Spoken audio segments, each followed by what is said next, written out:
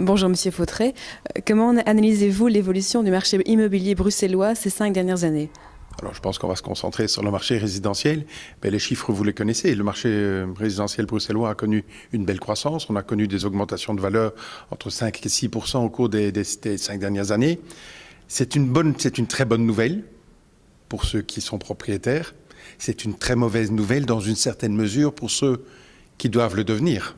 Parce que ça va leur coûter plus cher. Alors la question, c'est pour celui qui est propriétaire, jusqu'où est-ce que cela va monter? Pour celui qui doit louer, est-ce que je vais pouvoir me payer quelque chose? Alors on a tendance à dire, je peux toujours me permettre quelque chose. C'est probablement un mauvais calcul, car s'il peut se le permettre en termes de crédit hypothécaire, il faut qu'il puisse se le permettre également en termes de loyer, que le bien offre un rendement qui satisfasse à l'investisseur. Les arbres ne montent pas au ciel, donc nous avons tendance à penser que le marché doit se stabiliser. Il y a certainement des poches d'excès. Il y a probablement des poches d'excès aujourd'hui peut-être sur l'immobilier secondaire ancien, pour lequel on sous-évalue, on sous-estime les frais de rénovation. Dans le neuf, il y a certainement à boire et à manger.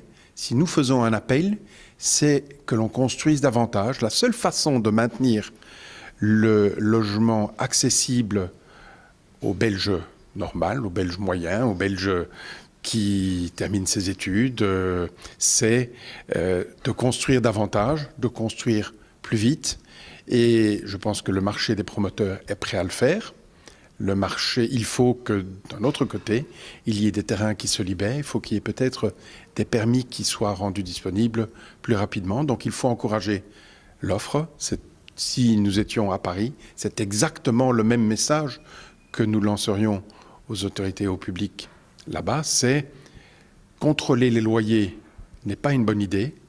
Peut-être qu'à Moscou, avant la chute du mur de Berlin, on pouvait le faire. Si vous voulez faire baisser les loyers, augmentez l'offre, construisez, et en plus, ça va fournir du travail à une main-d'œuvre dans les sociétés de construction qui fera du bien à l'économie belge pour pas mal de temps.